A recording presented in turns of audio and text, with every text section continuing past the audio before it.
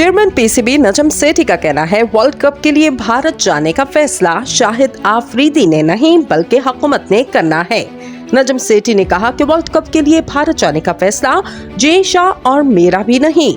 उन्होंने कहा ये फैसला उस जानिब भारतीय हुकूमत और इधर पाकिस्तानी हुकूमत का होगा। सिक्योरिटी की बुनियाद पर ही इन फैसलों का इन्हिसार होता है। अगर हुकूमत ने कहा आप वर्ल्ड कप खेलने जाएं तो हम जरूर जाएंगे। नजम सेठी का कहना था कि सरबराह एसीसी जे शाह की दरख्वास्त पर मैंने नायब सदर पंकज से मुलाकात की। हाइब्रिड मॉडल पर मुस्बत रद्द अमल सामने आया।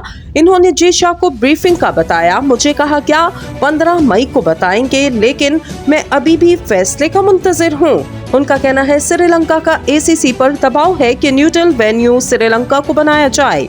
श्रीलंका का एतराज है सितंबर में यूएई में शदीद गर्मी में वनडे खेलना मुश्किल है। इसी मौसम में यूएई में एशिया कप समेत आईपीएल के मैचेस हो चुके। मेजबान पाकिस्तान है, गेट मनी मेजबान का हक है। श्रीलंका में गेट मनी कम मिलेगा।